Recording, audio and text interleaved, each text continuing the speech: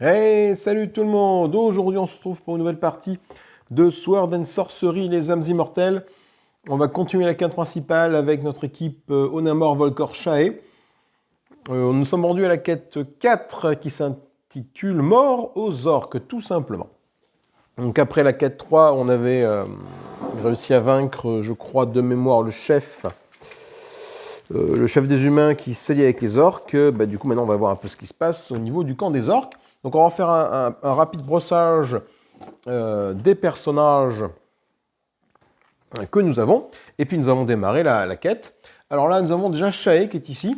Shae en mode assassin. Elle a son aiguille à vide qui lui permet en arme secondaire une touche de dés bleus. Sur une éclair plus une touche. Sur un petit pentacle, si elle tue un ennemi, ça fait dropper une petite besace en plus, un petit sacoche. Et on a droppé le couteau de cristal, qui est plutôt une très bonne arme. Mortel 2 sur 2 pentacles. Par contre, à la fin de chaque attaque, on place un petit cœur dessus sur chaque petit diablotin obtenu. On défausse cette arme si elle possède 2 cœurs ou plus. Voilà. Donc elle a 2 points de vie, cette arme de couteau de cristal. C'est pour ça que j'ai gardé le coutelas à côté. Vraiment au cas où il y aurait cette arme-là serait cassée, disparaîtrait. Du coup, j'ai le couteau. Également, elle a un bandage qui lui permet de soigner 4 blessures et de retirer tous ses handicaps. Sa cape elfique qui a une charge pour l'instant, et elle est niveau 2, donc elle a 2 sorts. Maître d'Aguiste qui lui permet d'obtenir jusqu'à la prochaine phase de préparation toutes les attaques de dague plus une touche, et le coup en traître. Si la zone est dominée ou que si elle attaque cachée, la prochaine attaque avec une dague inflige plus une touche par rang d'âme. Voilà. Sachant qu'elle est pour l'instant en rang 2, ça ferait plus de touches, mais pour l'instant, voilà, j'arrive pas à la mettre cachée, on n'arrive pas à dominer les zones. Donc bon. Nous avons un second personnage, que j'apprécie énormément, qui est Onamor, le nécromant. Le nécromancien, donc niveau 3, donc ses petites gestions des tombes, lui, qui lui permet de faire des trucs très sympathiques avec ses tombes. Il a le bâton de base de la planque. Il a réussi à avoir la robe de l'archimage, qui est une très bonne robe. D'ailleurs, je pense que c'est même la meilleure de l'acte 1. 2 bouquets magiques, 2 dés bleus en défense. Une fois par séquence, il peut lancer un dé d'attaque ou un dé de défense. Et une fois par quête, il peut utiliser n'importe quel niveau de l'un de ses sorts tout en ignorant les rangs d'âme. C'est qu'il peut lancer, typiquement, un gros sort ici, là, son drain de vie, là, il peut le lancer en niveau 5, comme s'il était finalement niveau 5. De même pour son décharge arcanique, il peut la lancer comme étant niveau 4. Mais c'est une fois par quête.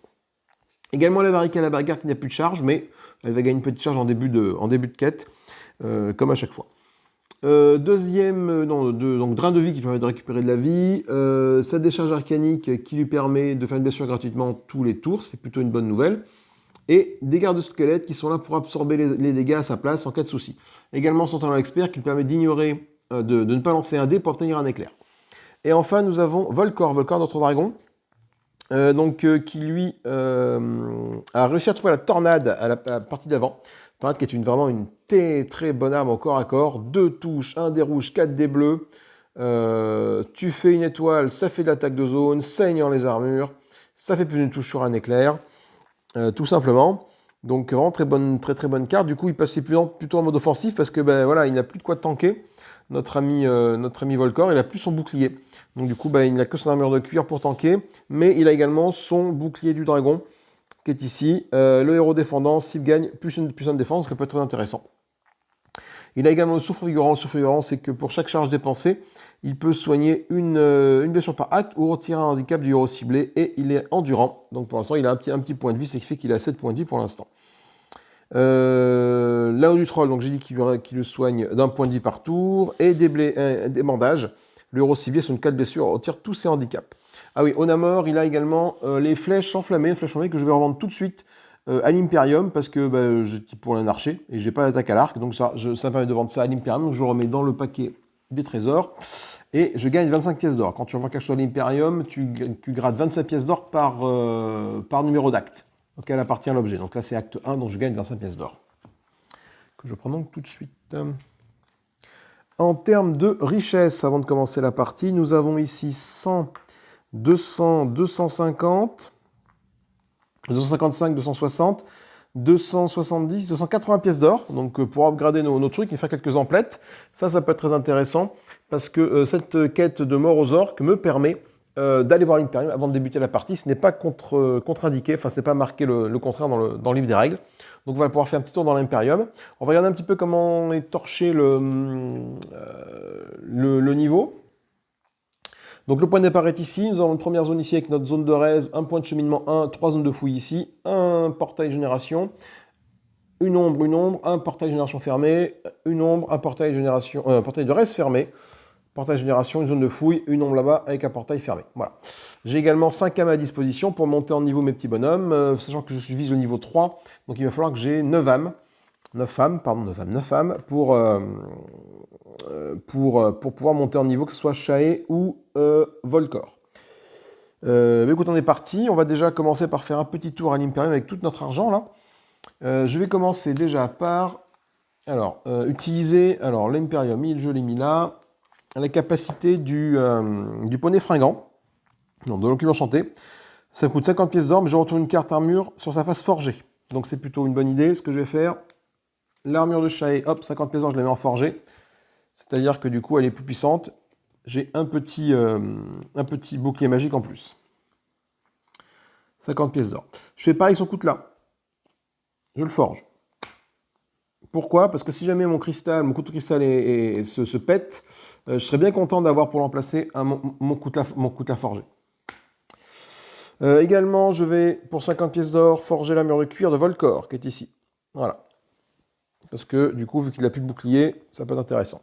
Il me reste combien? Il me reste 130 pièces d'or. Alors, 130 pièces d'or, tout va se passer là. Je n'ai pas acheté d'équipement. Ils ont tous une potion de soin pour se soigner, c'est plutôt une bonne chose. Je vais prendre, et j'ai repéré un truc très sympathique. Je pense que je vais prendre des trucs comme ça, voilà. Ce que je vais faire, donc ça me coûte 90 pièces d'or. Je prends les deux. Je vais mettre ça à notre ami Shae. Jusqu'à la prochaine phase de préparation, votre arme inflige plus de touches. Voilà, une potion de force. Donc voilà, donc elle a 3 places dans son inventaire. 1, 2, 3, c'est pris. Ah, j'aurais peut-être pu prendre un petit sac à dos, cela dit. Sac à dos, est-ce qu'ils sont ici? Les sacs à dos, c'est combien de sacs à dos? Il n'y a pas de sac à dos dans le... Sac à dos, c'est 70 pièces d'or ou 40 pièces d'or. Il me reste 40 pièces d'or, donc je vais peut-être prendre un petit sac à dos aussi. Voilà. Donc ce que je vais faire, c'est que je vais prendre un petit sac à dos, je vais le foutre à Volcor pour 40 pièces d'or. Voilà. Et hop, je mets ça là. Et il me reste 40 pièces d'or. Hop, que j'avais mis sur le côté. Voilà, donc ça par défaut. S'il me reste du coup 40 pièces d'or pour acheter ça, donc ça coûte 40, je récupère 10. Hop, c'est bon. Pour donner ça à notre ami Volcor, jusqu'à la première phase de préparation, plus 2 dans ce que je défends. Donc ça peut être assez intéressant d'avoir ça. Du coup, avec ça, il a plus 2 dans sa besace, donc il peut porter jusqu'à 4 objets. Donc 1, 2, 3 et... enfin 4 objets. Sachant que le sac compte comme un objet, du coup, au final, je peux avoir 3 choses dans mon inventaire. Ce qui est un petit peu con-con, cela dit. De prendre le sac, ça ne sert pas à grand-chose de prendre le sac, en fait. Je suis en train de me rendre compte d'un truc.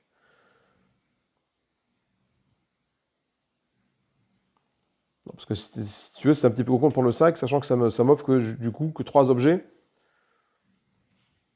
Alors, remarque, si jamais je les vide, ben, je peux en porter que 2, et là, je peux en porter que 2 quand même. Donc, du coup, non, je ne vais pas prendre le sac. Pas d'intérêt de prendre le sac, en fait. Donc, je vais récupérer mes 50 pièces d'or. Bah, ça n'a pas d'intérêt de prendre le sac, pour l'instant. Peut-être plus d'intérêt pour Shae à ce moment-là, prendre le sac. Mais le sac, je ne vais pas le prendre. Donc, il me reste 50 pièces d'or. Alors, qu'est-ce que je vais prendre pour 50 pièces d'or? Est-ce que je pourrais m'amuser avec ça? C'est ce que je vais faire avec le poney cambré, là, pour chaque héros fasse un petit truc là-dedans. Et alors, pour 50 pièces d'or, je pense que je vais prendre le rayon solaire.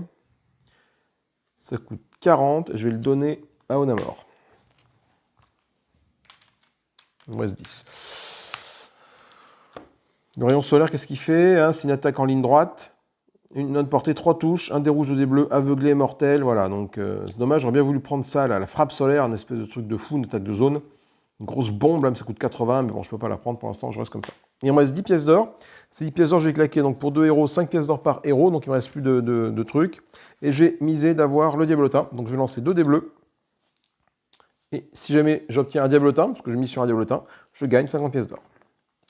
Eh bien, pas de diablotin, donc je ne gagne pas de pièces d'or. C'est le principe du poney cabré, hein. Tu paries sur le résultat, et tu peux faire ça qu'une fois par héros. Voilà. Également, nos petits trucs au point de décharge. La cape solaire reprend une charge en début de quête, et la barricade aussi. Voilà. Eh bien écoutez, je pense qu'on est prêt à partir. On va lire du coup ce qui se passe en termes de quête.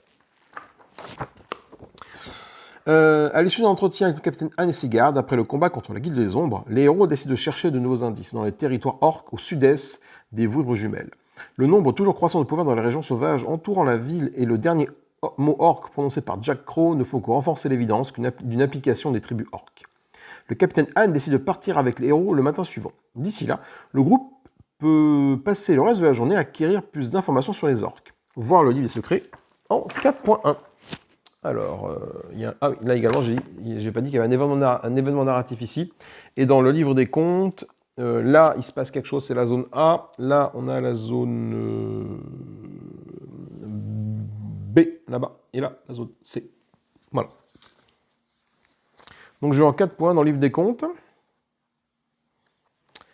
4 points, introduction. Les héros peuvent se rendre dans différents lieux de la cité pour tenter de découvrir des informations, même si le temps presse. Le héros actif doit prendre une carte pouvoir non utilisée, peu importe son propriétaire. Donc je prends une carte pouvoir de Shae, par exemple, tiens, celle-ci. Voilà.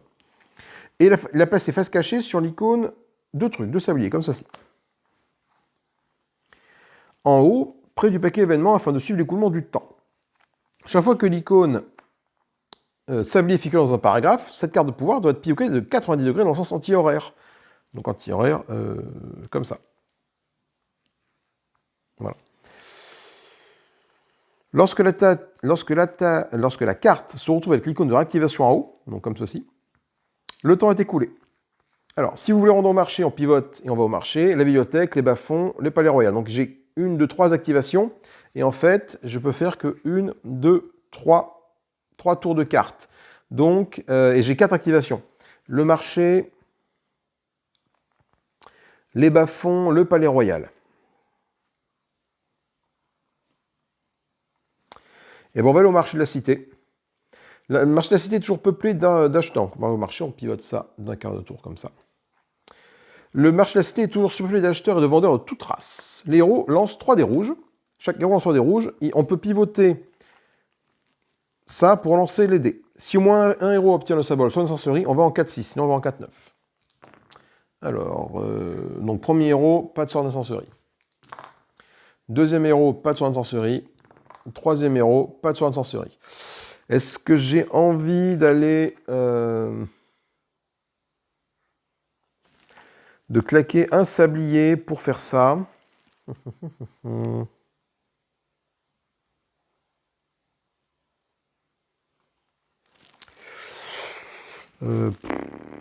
Quand sais-je? Oui, j'ai quelqu'un sablier. Allez, il faut que j'obtienne ce symbole sans sorcellerie, donc je vais faire ça. Hop. Allez. Oui, ça y est, je l'ai. Un de mes héros aurait fait ça, donc du coup, j'arrive au 4-6. Au 4-6. 4-6. Un des héros remarque l'imposant assistant d'un marchand d'armes sur le marché a l'air fort peu humain. Un héros remarque que l'imposant assistant d'un marchand d'armes sur le marché a l'air fort peu humain. Une fois qu'il lui est question, l'homme, qui se prénomme Rollo, admet être à moitié orc et qui connaît certaines traditions et coutumes orques, même si dans les faits, il n'a jamais vécu parmi eux, ayant toujours été considéré comme un faible bâtard. Le mot Loktar est utilisé par le clan du Croc, qui vit dans les terres intérieures orientales. Avant de retrouver son travail, Rollo raconte également aux héros: vous saurez que vous êtes sur le bon chemin lorsque vous trouverez leurs hôtels tribaux. Ce sont des petites alcôves creusées dans la pierre qui contiennent de grosses statues en or de leurs dieux. Certains affirment que ces statues confèrent des pouvoirs magiques, mais si vous osez les toucher, vous serez à jamais considérés comme des profanateurs, pas tous les orques. Si ma mémoire est bonne, une de ces alcôves doit se trouver à proximité de la cité. Événement narratif 3. Donc ici, là je pense, donc effectivement, il y a une idole cachée ici. Donc est-ce qu'on la prendra, est-ce qu'on la prendra pas, je sais pas. On prend note, 4-4, idole, et on retourne en 4.1. 4.1, ok, donc on retrouve à l'introduction. Donc du coup, qu'est-ce qu'on va faire? On va faire les bas-fonds, le palais royal ou la bibliothèque. On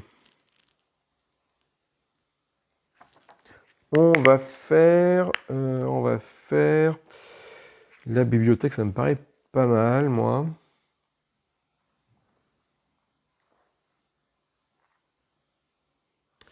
La bibliothèque. Donc je pivote de 1 carré tour comme ça. Attention.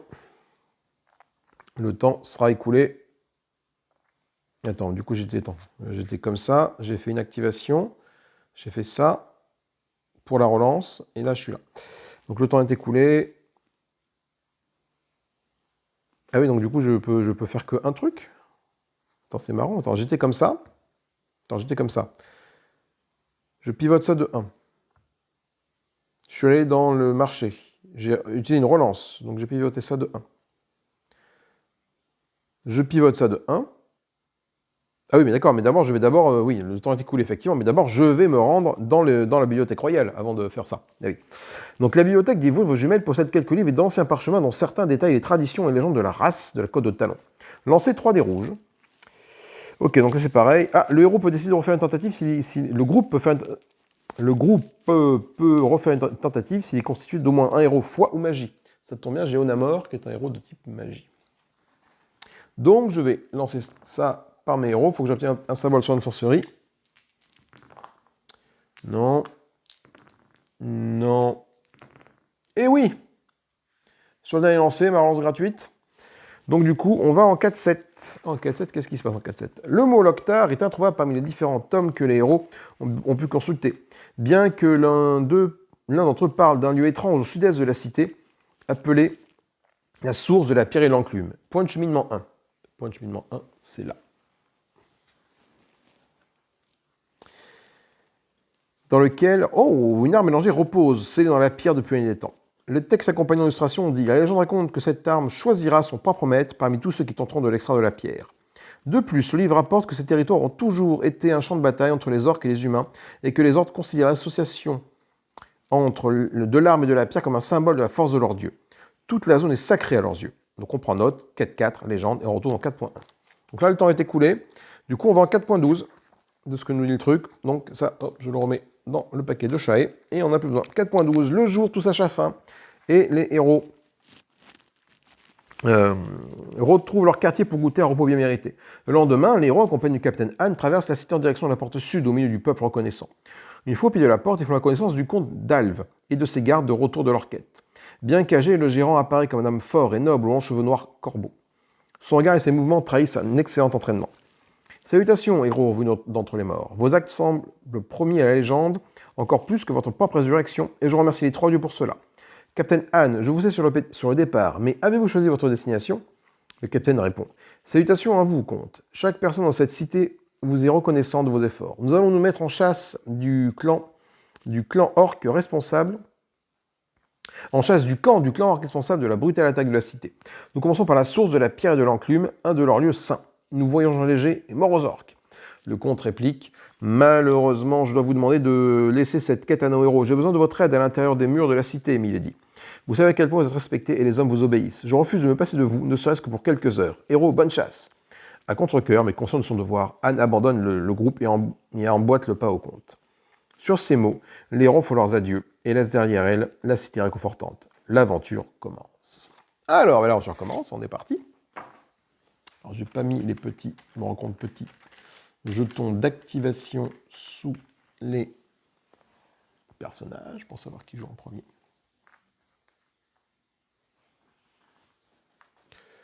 Ok, donc là, là on est là. Donc qui va commencer? C'est Volcor qui va quand même voir un peu ce qui se passe. Ah, après Chaé peut aller voir ça. Donc il y a des zones de fouille, ça peut être intéressant ici. Volcor il bouge à 3 lui, donc il va faire 1, 2, 3, il va se mettre là. Et il va faire son action spéciale, parce que Volcor, niveau 2, il a une action spéciale pour faire la fouille qui est ici. Donc, un piège sur un éclair, un trésor sur un pentacle. Et bien, je fais un diablotin. Voilà, donc ça, c'est fait. Volcor finit son tour de jeu. Ensuite, c'est... alors attends, qui peut aller là? 1, 2, 3. Là, il faut 2 de mouvement. Donc Onamor, est-ce qu'il a 2 actions spéciales? Il n'en a qu'une action spéciale, donc il peut juste aller dans la zone et c'est tout. Par contre, Shae peut y aller. Shae, elle a 4 de mouvement et 2 actions spéciales. Donc Shae peut aller fouiller ce qu'il y a là. Donc Shae, elle peut faire. Après, elle peut aller fouiller ce qu'il y a là aussi. C'est peut-être un peu plus facile d'aller là. Ou alors je vais ici. Après, à qui j'ai envie de donner l'arme spéciale? Enfin, peut-être à Onamor. C'est peut-être Onamor qui va aller ici. Pourquoi? Parce qu'Onamor, il a que le bâton. Shae, elle a des armes. Volcor, il a sa tornade. Donc je pense que c'est Onamor qui va aller voir ce qui passe ici. Donc Shae, elle fait 1, 2, 3, 4. Et elle va du coup faire son action spéciale pour fouiller la zone qui est ici. Alors, soit j'obtiens avec un dé rouge une petite besace, soit un éclair, c'est un piège. Et j'obtiens la petite besace. Donc, qui est ici, donc je prends une besace au pif, celle-là. Un trésor. Shae trouve un trésor, donc hop. Quel trésor qu'elle trouve, Shae? 25 couronnes. Voilà, donc j'ai défaussé ça immédiatement. Elle trouve tout de suite 25 couronnes, donc elle les prend, elle les ramasse et elle se les met sur elle. Voilà, fin du tour de Shae. Début du tour, donc ça en défausse. Début du tour d'Onamor. 1, 2, 3. Et du coup, j'utilise l'action spéciale 4 pour aller ici. Et j'arrive au point de cheminement 1. Point de cheminement 1, je lis le 4.13. Tandis que les héros repoussent précautionneusement les dernières branches, une vision fantastique lui apparaît. Sur un petit monticule cerné du murmure du ruisseau se dressent de nombreuses pyramides de symboles tribaux et encadrant une pierre singulière dans laquelle est plantée une magnifique arme. La brume provenant de la chute d'eau crée une myriade de gouttelettes scintillantes réfléchissant derrière le soleil. Tout en s'approchant de la pierre, le héros s'interroge sur la possibilité d'extraire l'arme de la pierre. Une fois par quête, chaque héros se déplaçant sur ce point de cheminement essaie d'extraire l'arme de l'engère de la pierre pour une action gratuite en lançant 3 dés rouges. Plus 1 si vous avez noté 4 légendes, et c'est le cas. Donc j'ai du coup 4 dés rouges. Le premier héros à obtenir un ou deux plusieurs résultats sur l'intenserie va obtenir une arme spirit prise au hasard, piochée et défaussée jusqu'à ce qu'une arme compatible soit tirée. Une fois l'arme spirit reçue, ou que chaque héros a tenté sa chance, retirez la quête du point de cheminement 1. Donc, Onamor, il vient de faire ça, coup de chance. Donc je vais pouvoir lui tirer une arme spirit. Alors les armes spirit, elles sont... Où j'ai rangé les armes spirit? Je pense qu'elles sont rangées là. C'est ça, les armes spirit, ce sont ces armes-là. Donc j'ai ça, et la baguette. C'est tout ce qu'il y a. Le reste, c'est tout l'acte 2. Alors, bon, des armes spirit, il n'y en a que 3. Hein. Donc, de toute façon, ce sont des armes compatibles avec Volcor. Avec Onamor, pardon. Dextérité, force, tout le monde, et sceptre et mystique. Sceptre mystique, c'est foi et mage. Donc, c'est cette arme-là. Donc, en grosso modo, il faut que je les tire au pif jusqu'à ce que je tombe sur une arme compatible, c'est ça? Bon, je vais tirer au pif, hein, je ne regarde pas, je ferme les yeux. Je mélange, hop, je ferme les yeux, tac, tac. Ça va être compliqué du coup de tirer sur 3 cartes. Voilà, je ne sais plus trop, je les mets là. Et je vais prendre la première, toujours les yeux fermés, c'est celle-là. C'est quoi? Ah, le saphir mystique, tant mieux. Ça aurait été l'arme gelée, je l'aurais défaussé, j'aurais continué à tirer entre les deux. Et je suis content de ne pas avoir obtenu le bouclier, parce que le bouclier, si tu veux, c'est effectivement très, très, très puissant, a priori. Une fois par séquence, avant de défendre, lancer un dé bleu sur Pentac, rediriger l'attaque contre l'attaquant. Donc ça peut être très très puissant, mais Onamor, on n'a pas vraiment besoin d'un bouclier. Si je lui mets le bouclier, je ne peux plus porter mon bâton. Est-ce que c'est grave en soi? Pas vraiment. Du coup, ce que je fais, c'est que je vais m'équiper de ça, et le bâton, je le remets dans la planque, hein, j'en ai pas besoin. Je ne vais pas le mettre par terre, voilà. Donc en fait, c'est une arme spirit. Une arme spirit, c'est ce que c'est. Donc ça veut dire que par défaut, elle fait ça. Une touche, un dé rouge et X bleu, X étant mon random divisé par 2. Donc Onamor a 3 de random, divisé par 1,5. On a rendu supérieur, donc ça fait 2. Donc je vais faire un dé rouge, une touche, un dé rouge, 2 dés bleus. Et si jamais je claque 2 points d'âme, je peux la retourner pour l'attaque. Et elle est plus puissante. Elle fait 2 touches au lieu de faire une touche. Voilà. Mais ça me coûte des points d'âme à chaque fois. Ok, du coup c'est la fin du tour d'Onamor. on retire le point de cheminement de la quête. Voilà, c'est ce que je fais tout de suite. Tac. Ok. Du coup, on a mort à jouer. Il est temps de passer. Bah, pas d'ennemis, donc on fait pas de. Depuis tout à l'heure, je ne fais pas de phase de rencontre ennemie parce que je n'ai pas d'ennemis à générer. On fait une phase événement. Cadeau divin. Basé sur l'âme du héros actif. Alors non, il y a un problème, c'est pas cadeau divin là. Sur le truc. Non, je attends. Là, il me manque une. Ah putain, elle était là. C'est ça que ça me paraît bizarre, c'est que voilà. Ah, c'est ça que je n'ai pas présenté sur le. Je n'ai pas présenté les ennemis. Les ennemis, en fait, nous avons dans la pioche des ennemis, nous avons une horde de diablotins, un pillard bleu, un guerrier orque vert, un guerrier orque bleu et un pillard vert. Voilà. Donc il y a un peu du monde. Et du coup, normalement, là, c'est événement 1, événement 18, 4 et 6 mélangés, 15, 16, 5 dans l'ordre. Voilà.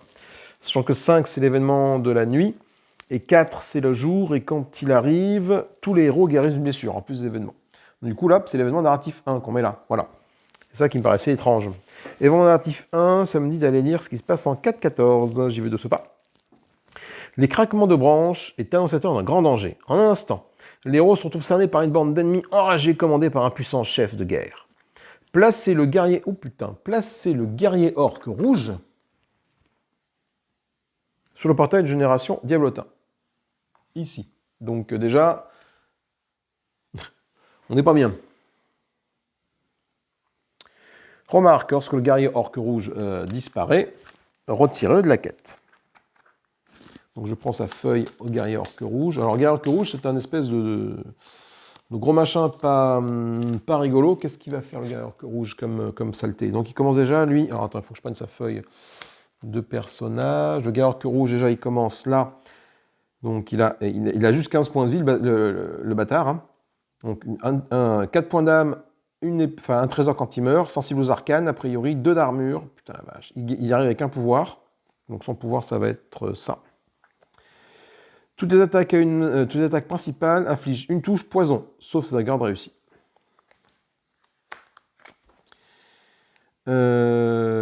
Alors, qu'est-ce qu'il fait? Il commence avec 2 charges sur lui, donc Furie 2. Putain. Quand il attaque avec Furie 2, il attaque avec sa hache de lave. Ça inflige 2 touches plus un critique. Donc, la hache de lave, c'est 2 touches plus 2 dés bleus, plus son pouvoir. Hein. Donc, il 0, 1, il se déplace pour attaquer. 2, 3, 4, il attaque avec hachette, il s'avance, ok. Il compte comme 2 figurines dans la zone de contrôle. Donc, Volcor, par exemple, voilà. Blessé, si blessé, toute attaque de cet ennemi inflige plus une touche. Il a 15 points de vie, le bâtard. Qu'est-ce qu'il va faire? Mais c'est pas tout. Mais c'est pas tout. On me dit de placer le chaman orque bleu sur le portail de génération diablotin.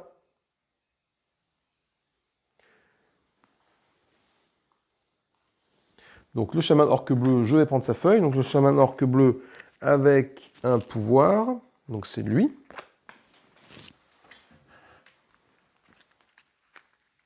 Non mais enfin, c'est le début de la quête les gars. Hein. Chaman orque bleu il est là, donc voilà. Donc tu te dis en plus j'ai un chaman orque bleu à gérer. Le voilà. Donc le chaman orque bleu, lui, qu'est-ce qu'il fait? Gourdin du gel, il ralentit, il est étourdi. Il peut ignorer les attaques sur un petit pentacle. Et il a Esprit Sauvage. Esprit Sauvage, c'est 2 charges. Il active l'ennemi de plus haut rang. Donc, c'est-à-dire que quand il s'active, il peut faire activer le gros machin rouge. Voilà. Et c'est pas tout. Parce que, donc, 6 points de vie, 2 points d'âme, 15 pièces d'or. Donc, il a 2 défenses magiques quand il est là. Voilà. Mais c'est pas tout. On nous dit quoi? S'il y a exactement 3 ou 5 héros, assumer un pouvoir. Donc j'ai bien 3 héros exactement, je lui donne un pouvoir à lui. Si une attaque inflige des dégâts à cet ennemi, l'attaquant subit une blessure. Putain, on voit comment dans les tours en termes de difficulté là. Ensuite, on va générer nombre de héros, moins ennemi, moins 1. Nombre de héros, 3, moins ennemi, 2, moins 1. Donc on va générer aucun ennemi. Et ça, c'est une bonne nouvelle. À la fin du prochain tour des ennemis, si le guerrier rouge n'a pas été activé, activez-le. Le combat dure jusqu'à ce que le guerrier orque rouge meure, puis rendez-vous en 4-15. Donc du coup, il faut que j'aille taper la tête à lui. Donc, alors... Le problème que nous avons...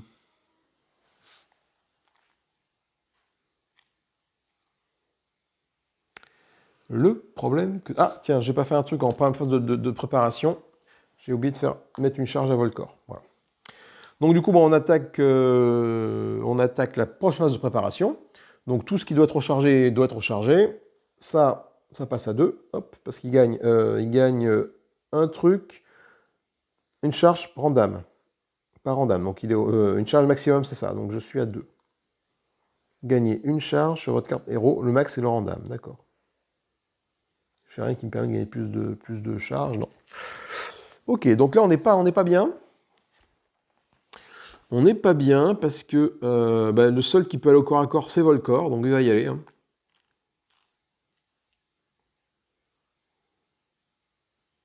Il faut 4 de mouvement pour y aller. Il va faire 1, 2, 3, non, il ne fait pas ça. Il fait 1, 2, 3, il se met au corps à corps ici. Ensuite, je vais utiliser tout ce que j'ai. Hein. Ma potion ici, jusqu'à la prochaine phase de préparation, je gagne 2 boucliers lorsque je défends. Donc j'ai deux petits bonus, 2 boucliers bonus là. Voilà, lorsque je défends. Donc ça, c'est fait, c'est joué, c'est défaussé. C'est inconsommable, ça va là.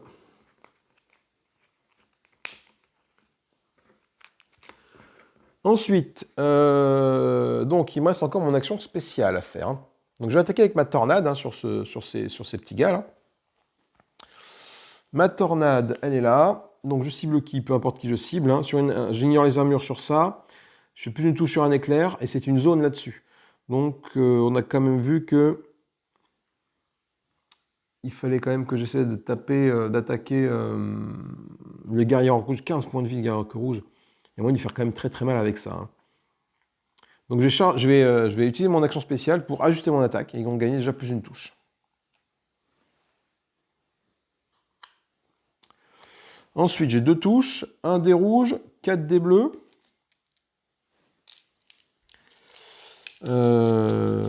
C'est tout ce que je peux faire. Et je vise... alors j'espère faire un petit pentacle pour faire une attaque de zone.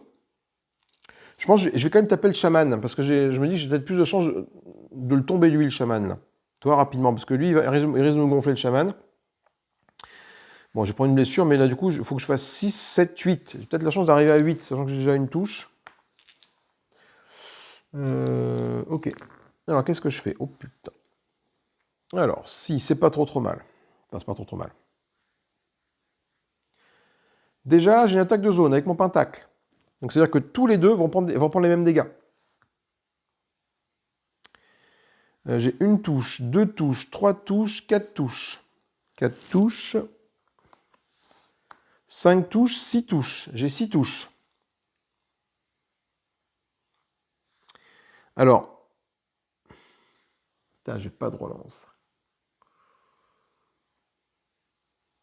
J'ai 6 touches. L'éclair va me faire 7 touches, mais alors ça ne suffira pas à le tuer lui, parce que lui il a 2 boucliers magiques et 6, il a 8 points de vie. Par contre c'est une zone, c'est-à-dire que lui aussi va prendre les dégâts.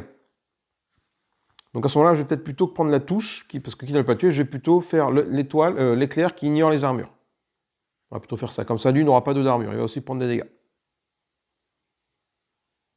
Point on en est. Donc, la tornade fait une touche, 2 touches, 3 touches, 4 touches, 5 touches, 6 touches, en zone.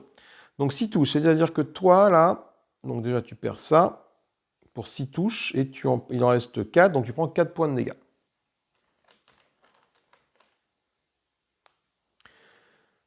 L'attaquant subit une blessure, c'est-à-dire que Volcor prend 1 point de dégâts.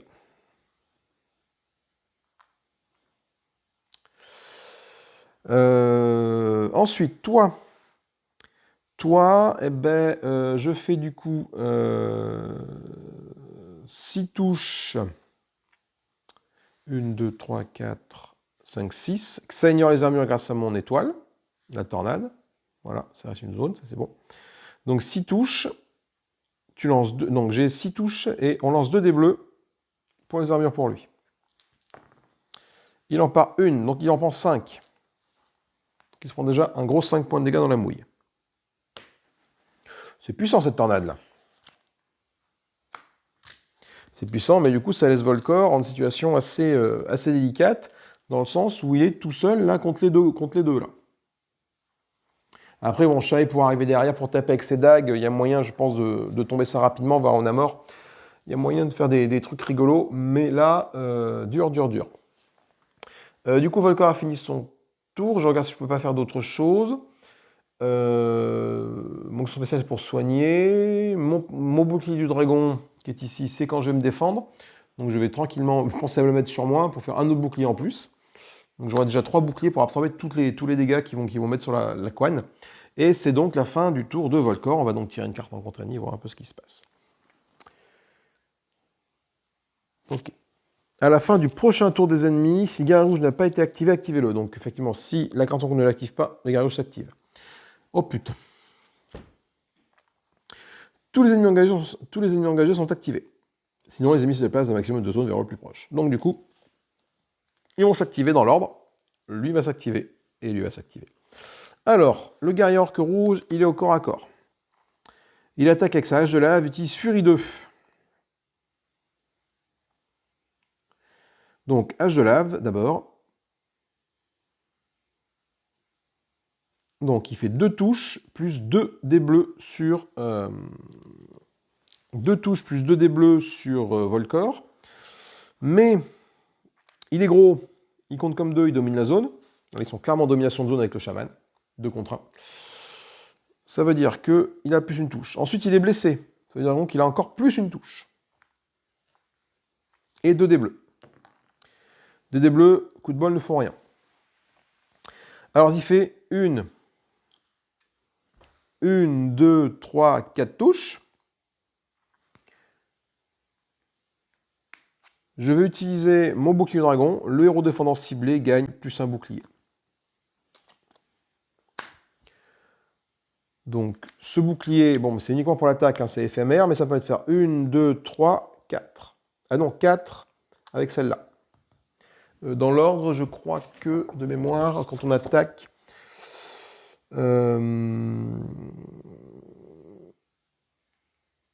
les armures magiques viennent après les armures physiques. Donc du coup, j'ai bien une armure physique. Donc là, c'est bon, ça absorbe le dégât. Donc j'ai mis 1, 2, 3, 4. Les 4 dégâts sont absorbés. Donc ça, hop, c'est fait. Donc déjà, première attaque, je l'absorbe. Ensuite, c'est pas fini. Il attaque avec Furie 2. Furie 2, c'est quoi Furie 2? Hache de lave. Cette affiche attaque plus de touches et critique. Donc c'est-à-dire que j'ai toujours... Ah attends, j'ai aussi ça là. Je l'ai pas fait ça. Je l'ai pas fait, j'ai pas fait ça. Il domine la zone, il est blessé.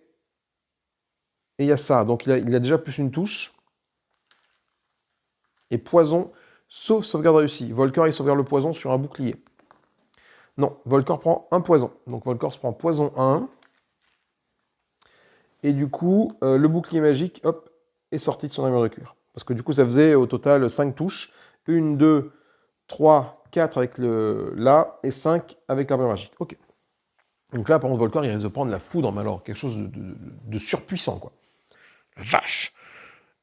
Donc, du coup, maintenant, il attaque avec Furie 2, maintenant. Il utilise Furie 2, donc il claque les 2 charges qu'il a sur lui, il les enlève. Furie 2, attaque hache de lave, plus de touches. Donc on est toujours en domination. Il est blessé, donc toutes les attaques infligent plus une touche. Et il a son pouvoir, toutes les attaques et une arme plus une touche. Et il a déjà plus de touches. 1, 2. Donc là, déjà de base, il fait ça. Plus de dés bleus. Plus, vu qu'il y a ça, il met un feu 1. Donc il met un petit feu 1 sur Volcor.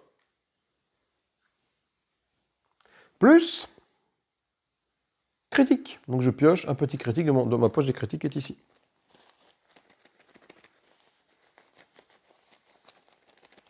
C'est-à-dire qu'il peut carrément one-shot Volcor directement, là.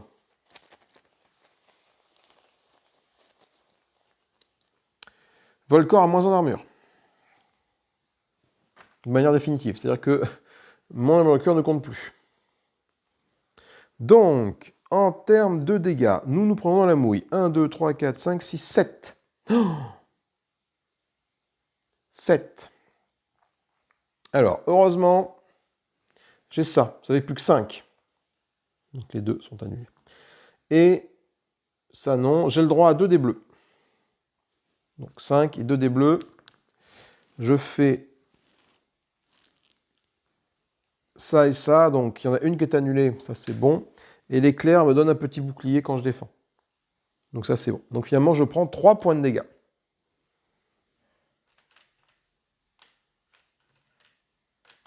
Ce qui fait que je suis à 4 sur 7. Voilà. Et là tu te dis, respirons un peu. Mais c'est pas fini. Parce que là, ça me disait que tous les ennemis engagés s'activent. Le chaman orc va non s'activer. Ah, tiens, le chaman orc, j'ai oublié de faire ça. Ah putain, tu vois, tout à l'heure là. C'est bon, ça fait ça. Alors le chaman orc, il utilise Gourdin du gel.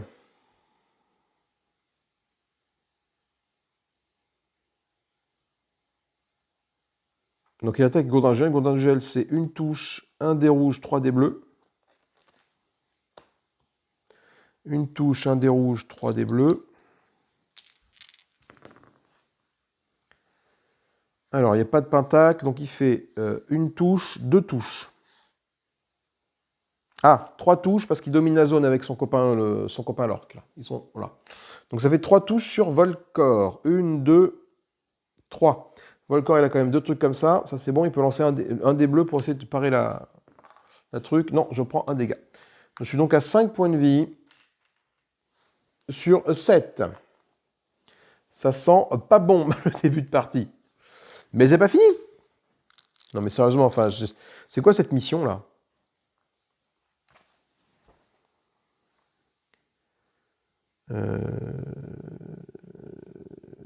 Utilise Esprit Sauvage.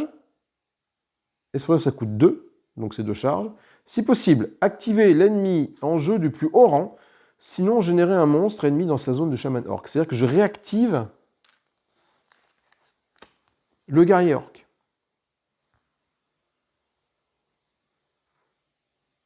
Waouh! Bah oui, c'est ça. Je réactive le guerrier orc. C'est activer l'ennemi en jeu du plus haut rang. Bah oui, bah, je l'active. Hein. Il a été activé une fois. Attends, est-ce qu'un ennemi peut être activé plusieurs fois? Est-ce qu'un ennemi peut être activé plusieurs fois? Activation d'unité horde, non. Combat, non. Déplacement, non. Activation.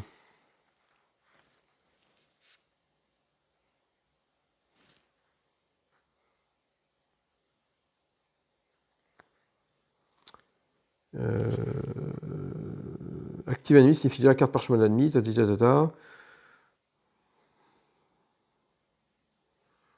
Ok. Oui, bah il n'y a rien qui me dit que je peux pas activer 2 fois le même ennemi. Hein.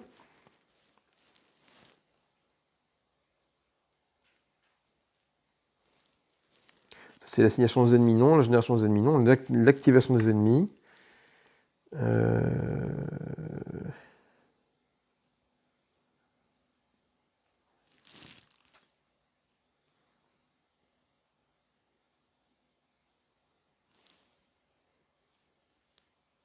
Ah non, putain, je me suis planté, moi, la dernière fois, c'est ça? Pour l'activation des ennemis. En fait, l'activation... J'ai fait plusieurs parties en me plantant comme une grosse bûche, quoi. L'activation des ennemis, en fait, tu les actives à tour de rôle, en commençant par ceux contrôlés par le joueur actif, puis ceux par le joueur suivant. Et si un joueur contrôle plusieurs ennemis, il doit suivre un ordre de priorisation, de priorité. Violet, rouge, bleu, vert. Donc c'est-à-dire que ça, c'est... qui c'est qui a joué en dernier? C'était... Onamor. Donc ça, c'est Onamor qui le gère, celui-là. Et après, c'est Volcor qui gère. C'est important. Bon, il y en a que 2. Là, c'est pas grave. Mais je pense que les parties d'avant, je me suis planté dans les parties d'avant. Je me suis planté dans le sens où j'active les ennemis par couleur et je ne tenais pas compte de qui était activé. Parce que quand on dit active un ennemi, bah, tu actives l'ennemi de l'ennemi, tu actives les ennemis à partir du joueur en cours. Voilà, c'est important. Sinon, tous les ennemis rouges s'activeraient tout le temps, quoi. Effectivement, c'est pas bon. Là, c'est pas impactant parce que j'ai que 2 ennemis, c'est pas gênant. Mais je me suis planté comme une grosse bûche sur plusieurs parties, je pense. Écoutez, c'est fait, je vais pas revenir en arrière.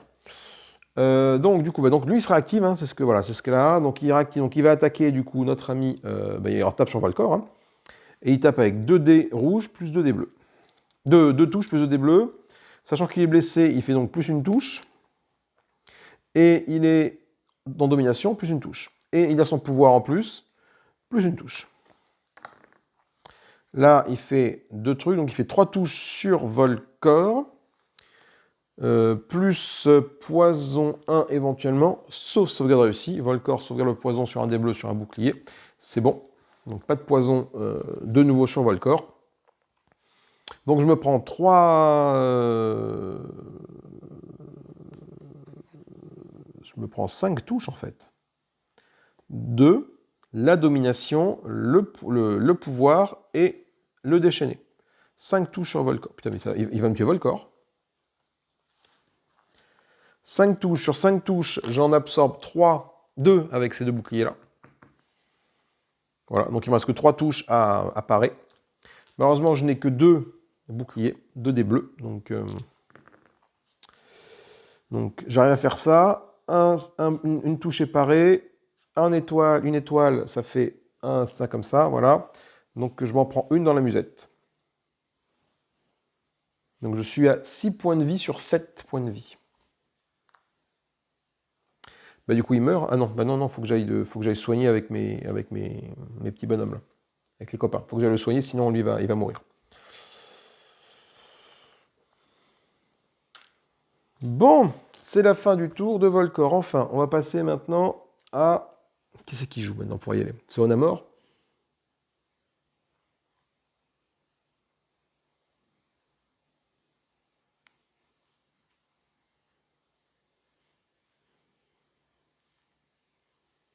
Onamor, il doit rentrer au corps à corps pour aller faire ça, pour aller faire son attaque, Onamor.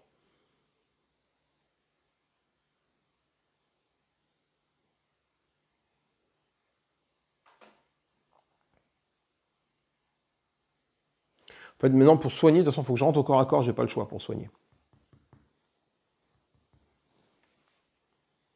Donc là, c'est Shae qui va y aller. Hein.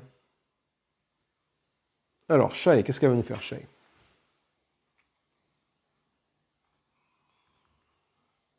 Shae, elle va faire ça. Elle va, jusqu'à la prochaine préparation, toutes vos attaques infligent plus une touche. Attaque de dague. Donc, Shae, elle voit déjà plus une touche sur ces deux dagues. Voilà. Et voilà. Ensuite, elle va utiliser cette potion de force. Jusqu'à la prochaine phase de préparation, votre arme inflige plus de touches. Donc, elle utilise ça.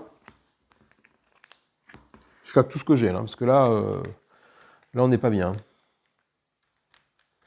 Là, on n'est pas bien. Plus de touches pour Shae.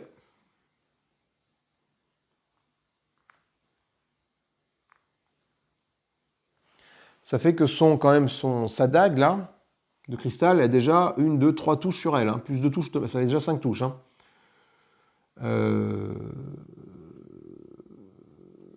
Ok, donc je vais, avec Shae, rentrer dedans. Je vais faire 1, 2, je rentre dedans. On n'équilibre pas parce qu'il est toujours très gros.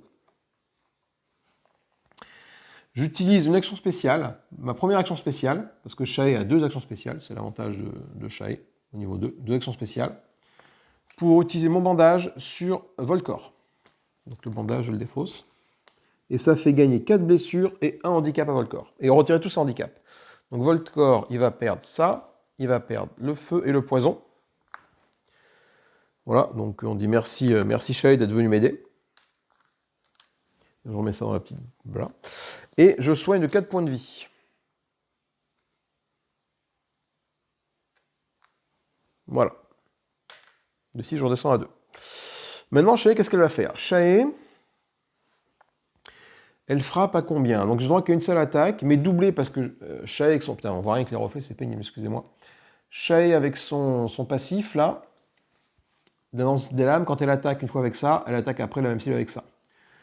Donc il y a moyen de faire quand même du gros dégâts. Et il me reste une action spéciale pour ajuster mon attaque, ce que je fais tout de suite.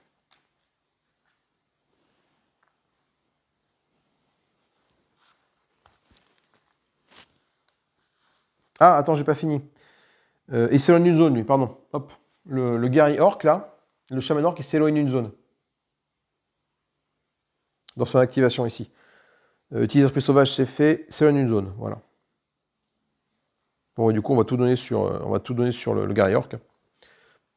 Donc, notre ami Shae, elle a, avec son coutelas de cristal, elle a 2 dés bleus, plus... Attendez, je vais mettre les armes de Shae devant moi. Elle a ça et ça. Et je dis que j'ai ajusté mon attaque. Donc Shae, première attaque, elle fait ça. Donc c'est-à-dire qu'elle va mettre dans la musette du guerrier orc ici, au moins 1, 2, 3, 4, 5, 6 touches, plus ça. Plus 3 dés bleus, pardon. Alors, c'est plutôt cool. Déjà, je fais pas de diablotin. Ça, c'est plutôt une bonne nouvelle.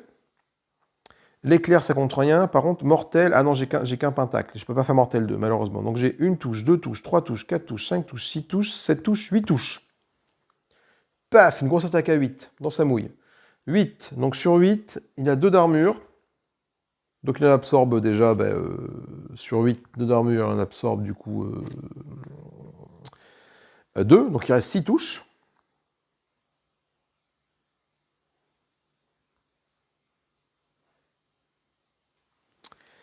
Il reste 6 touches, donc je lance 2 dés bleus. Et sur ces 6 touches, il en part une, donc il en prend 5 dans la musette. Donc il a 10 points de vie sur 15. Ça ne suffira pas à le tuer. Et il gagne une charge parce qu'il a un passif qui dit... Son passif dit que... si les dégâts, recharge 1. Donc il recharge de 1 son truc. Ok, Shae n'a pas fini. Shae maintenant l'attaque avec son aiguillon avide, qui a une touche, 2 touches et 2 dés bleus. Ok, donc là elle fait 2 diablotins. Alors, heureusement qu'elle n'a pas fait ça avec le couteau de cristal. Donc ça fait juste une touche, 2 touches, et c'est tout, malheureusement. Ouais, c'est pas très puissant cet aiguillon avide. Hein. Cet aiguillon avide là, 2 touches, c'est absorbé par les deux par ça, donc voilà. Donc hop, je défausse tous mes trucs. Je mets ça là, je mets ça là. Attends, l'attaque c'était quoi? L'attaque, jusqu'à la prochaine phase d'opération, là on affiche plus de touches. Oui, de toute façon, enfin, je l'ai laissé sur mon petit machin, histoire d'eux, mais... Voilà. Bon, là, il est à 5 sur... Il lui manque 5 points de vie. Onamor va jouer, ça va être bon, mais là... Shae, ce qu'elle va faire, c'est qu'elle va utiliser sa cape elfique, qui lui dit que jusqu'à la prochaine phase de préparation, elle ne peut pas être directement ciblée par les ennemis. Voilà, donc je vais la mettre sur elle là, pour me rappeler que j'ai fait ça. Ok, bon, et bien là on a bien pris cher. Shae a fini son tour, c'est au tour des ennemis de jouer. Ouf, aucun ennemi est activé. Mélanger ça avec ça. Donc là c'est pas mal, on s'en sent plutôt bien.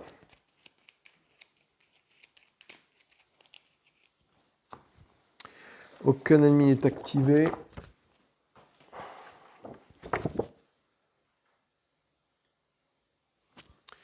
Ok. Donc maintenant, ça va être à Onamor de jouer. Alors Onamor, qu'est-ce qu'il fait? Onamor, son drain de vie porte à 1. Son truc des arcanes porte à 1 aussi. Donc il faut qu'il se mette à 1, Onamor. Il n'y a pas d'intensification. Onamor, il va se mettre à 1. Onamor, il va bouger, il va faire 1. Voilà, de là à là. Ou pire 1, 2, enfin peu importe. Voilà, mais je m'arrête là. Donc 15 points de vie, le machin, il a, la bestiole.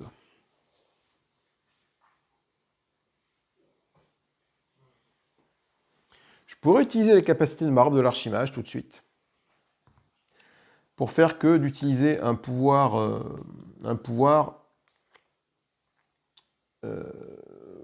quel que soit le random en fait. Donc là, ça ferait directement 3 blessures sur lui. Donc ça veut dire qu'il serait directement à 13 sur 15 en action gratuite.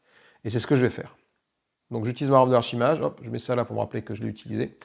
Et là, ça, je la fais comme ça, donc ça fait 3 blessures, donc c'est un gros sablier, donc je suis au maximum, ça fait 3 blessures, mais 3 blessures du coup sur lui, c'est que je passe toutes ses armures, c'est 3 blessures, direct, donc ça fait là. Donc je suis à 13 sur 15. Ensuite, je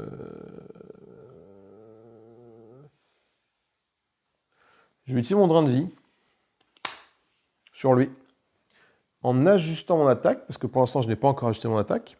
Donc j'ajuste mon attaque, j'ai ça, et j'ai un dé rouge, 2 dés bleus. Un dé rouge, 2 dés bleus.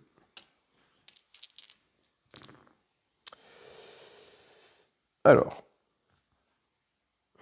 je n'ai pas de pentacle, par contre j'ai ça qui est plutôt bien, et lui est sensible aux arcanes.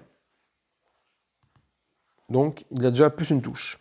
Donc je lui fais une touche, 2 touches, 3 touches, 4 touches, 5 touches, 6 touches, 7 touches. On est d'accord? Une pour ça, pour l'ajustement. 2 pour ça.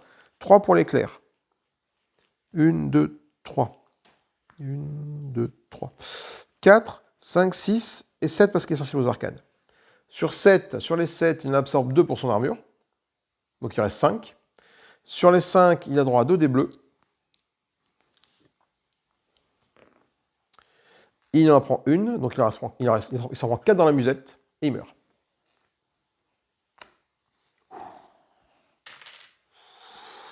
Tendu. J'ai dû claquer, mais alors vraiment beaucoup. Alors ça, hop, c'est 2 de recharge. J'ai dû claquer énormément de choses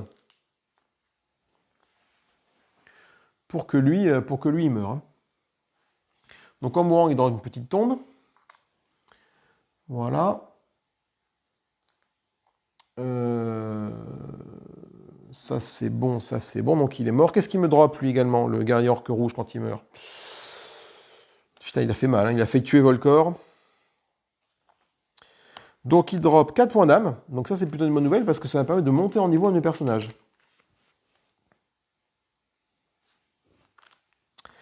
Et un trésor. Ici. Il va dropper quoi? Putain merde. Elles sont collées les cartes.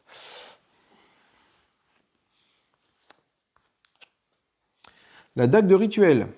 Ah, très bien ça peut-être pour Chaé ça. Ah non, c'est les magiciens uniquement. Uniquement... Oula, attendez, il y a des trucs là. Là, c'est le nécromance, ça. Donc, c'est l'arme spécifique à Onamor. Donc, peut-être que le sceptre mystique, finalement... Bon. Une touche, un dé rouge, 2 dés bleus. C'est pareil que le sceptre mystique. Uniquement, donc, bon chaotique, là. Donc, vraiment, Onamor en chaotique, c'est ça. Mortel 3, et je soigne 3 blessures. Putain, c'est bon, ça. Bon, en tout cas, c'est par terre. Mais bon, c'est uniquement, du coup, Volcor et Onamor qui pourra s'en servir. Mais qu'il est magicien. Donc ça implique que je me débarrasse peut-être de mon arme spirit qui est ici.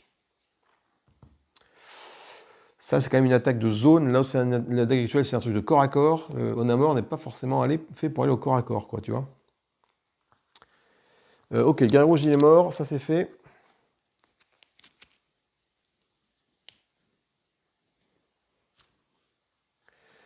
Et du coup, quand il est mort, on va en 4-15. Lorsque le chef de guerre s'écroule au sol, la plupart des orques encore debout disparaissent, laissant uniquement leurs esclaves pour défendre la route. Un des héros inspecte le sol et s'adresse au groupe. Nous avons désormais des traces fraîches. Et avec un peu de chance,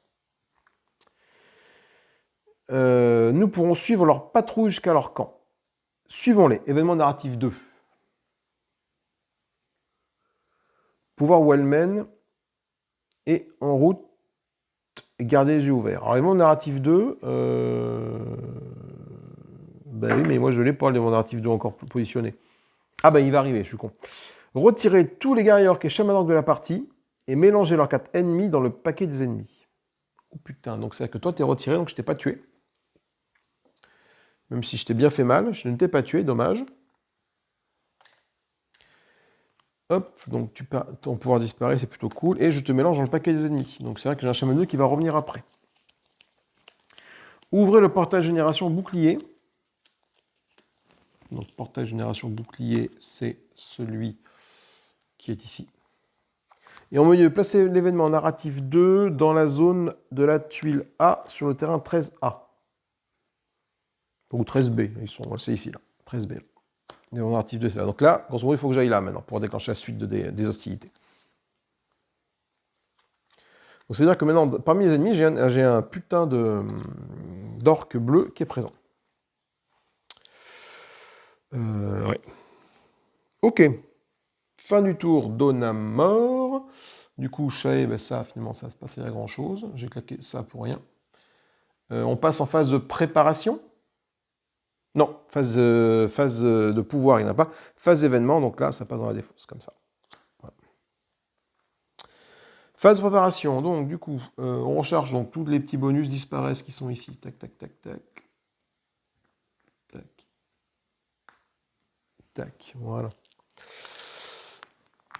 Ensuite, on va recharger les sorts. Donc toi, ton sort, il va comme ça.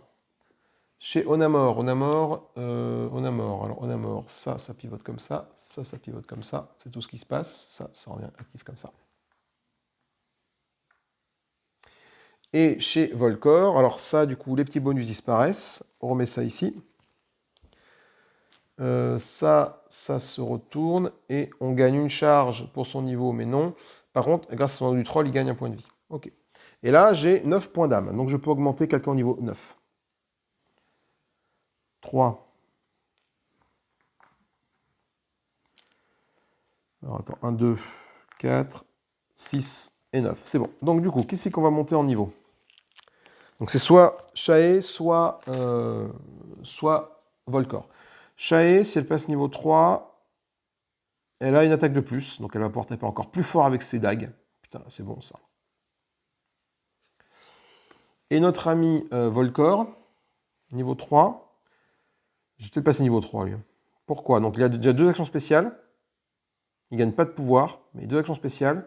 Mais surtout niveau 3, il a 8 points de vie. 8 points de vie, couplé avec ça, il a 10 points de vie. Sachant qu'il n'a plus de bouclier pour tanker, plus rien. Ça peut être intéressant de faire ça. Donc je pense que c'est Volcor qui passe niveau 3. Le prochain sera Shae. Et Shae, fait voir Shae. Est-ce qu'elle gagne un pouvoir au niveau 3? Qu'est-ce qu'elle gagnait au niveau 3, elle, Shae? Elle gagnait... Non, elle gagnait pas de pouvoir, elle gagnait qu'une attaque. Mais bon, du coup, elle aurait pu attaquer. Enfin, elle aurait fait très très mal, quoi. C'est vrai que du coup, être Shae niveau 3, faire 2 attaques par tour, parce qu'elle aurait eu deux petits trucs comme ça lui permettait, avec son pouvoir là, c'est jusqu'à la fin de la phase de préparation, toutes les attaques à la dague infligent plus une touche. C'est qu'elle aurait tapé ça, puis ça avec son passif, puis de nouveau ça, puis ça avec son passif.